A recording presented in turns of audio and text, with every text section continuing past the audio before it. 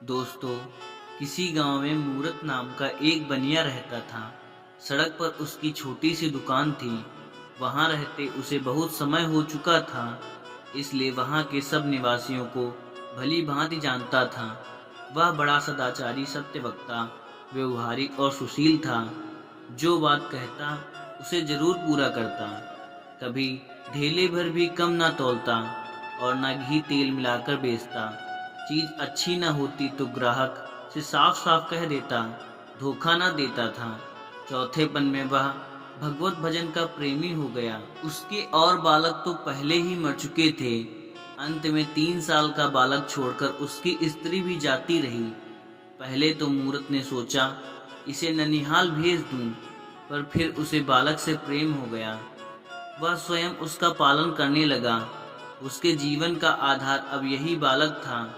इसी के लिए वह रात दिन काम किया करता था। लेकिन शायद संतान का सुख उसके भाग्य में लिखा ही नहीं था।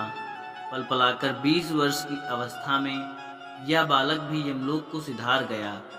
अब मूरत के शोक की कोई सीमा न थी। उसका विश्वास हिल गया। सदैव परमात्मा की निंदा कर वह कहा करता था कि परमेश्वर बड़ा निर्दयी और अन्यायी है।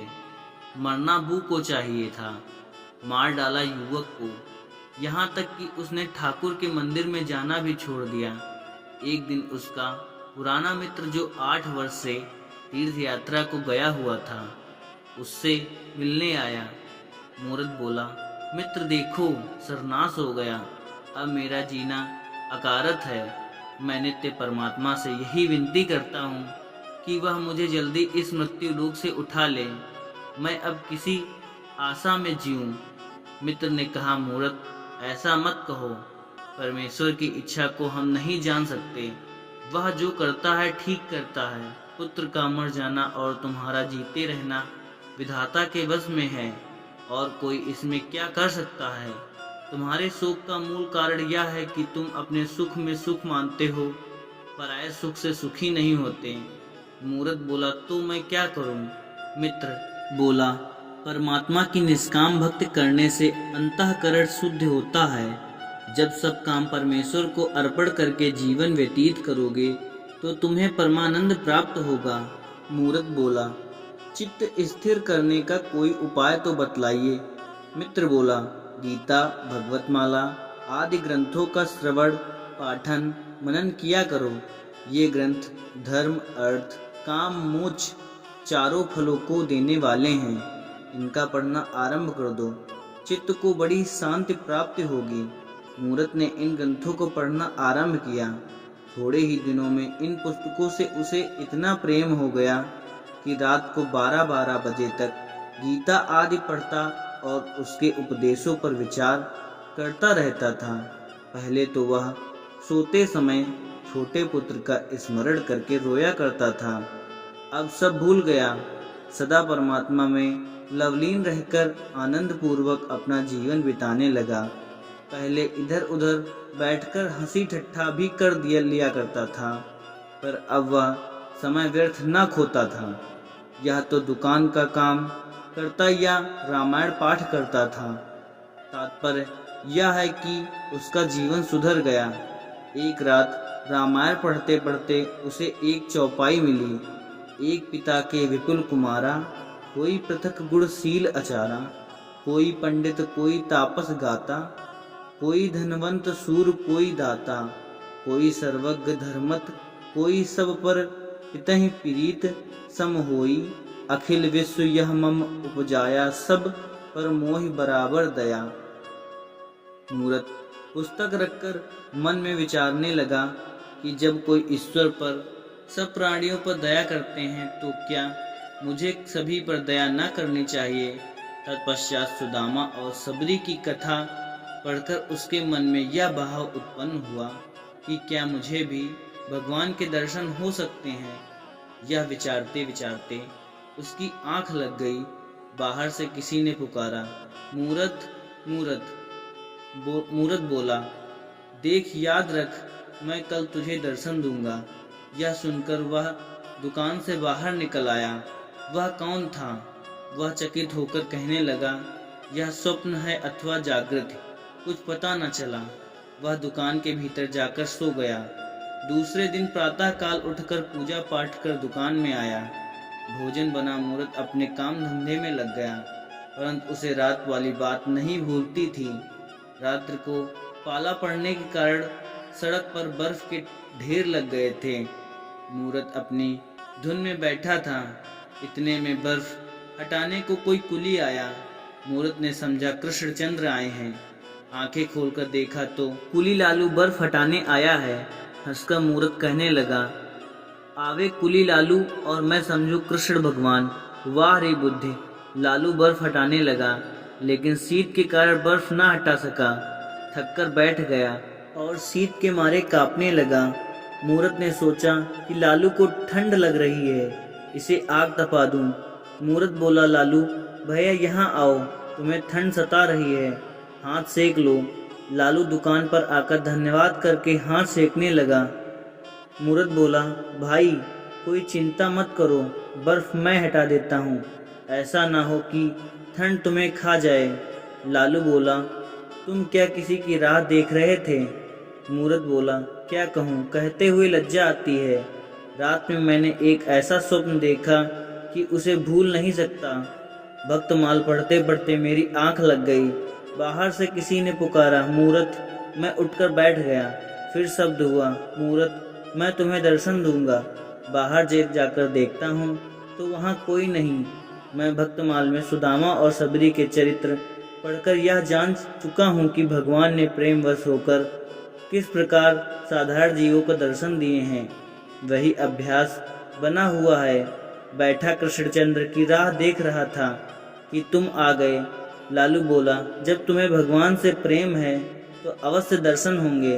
तुमने आग न दी होती तो मैं मर ही गया था। मूरत बोला, वाह भाई लालू, यह बात ही क्या है। इस दुकान को अपना घर समझो, मैं सदैव तुम्हारी सेवा करने को तैयार हूँ। लालू धन्यवाद करके चला गया। उसके पीछे 2 सिपाही आए, उनके पीछे एक किसान आया, फिर एक रोटी वाला आया। सब अपनी राह चले गए। फिर एक स्त्री आई।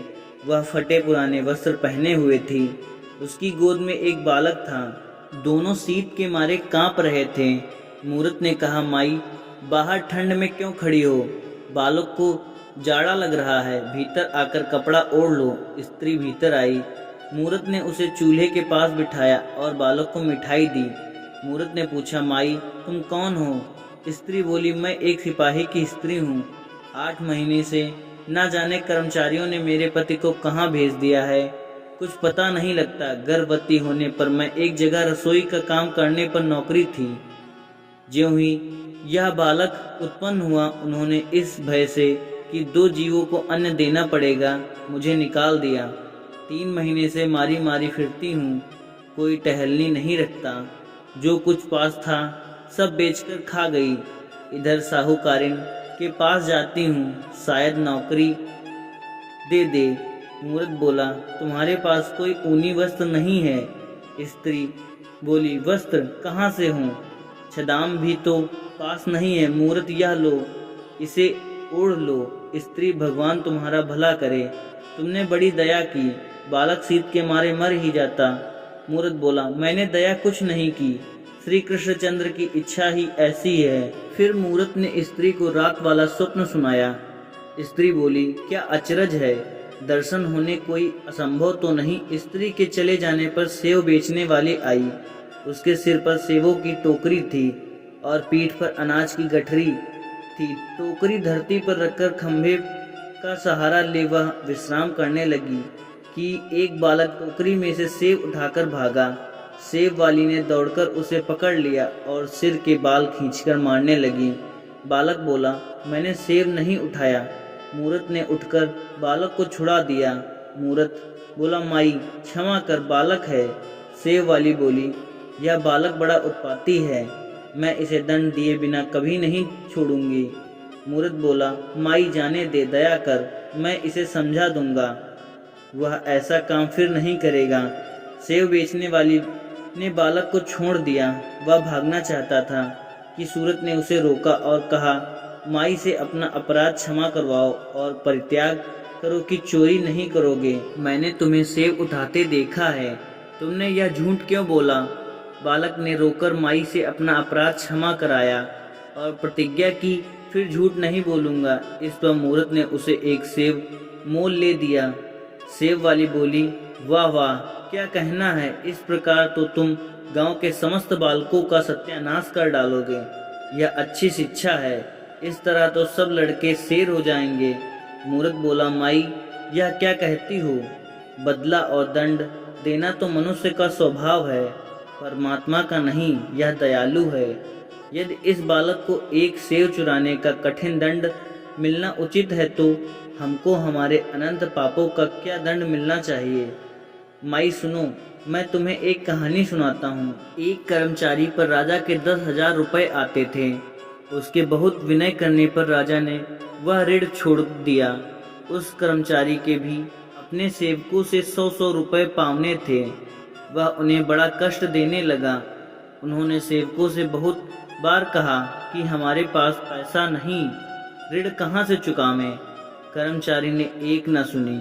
वे सब राजा के पास जाकर फरियादी हुए। राजा ने उसी दर कर्मचारी को कठिन दंड दिया।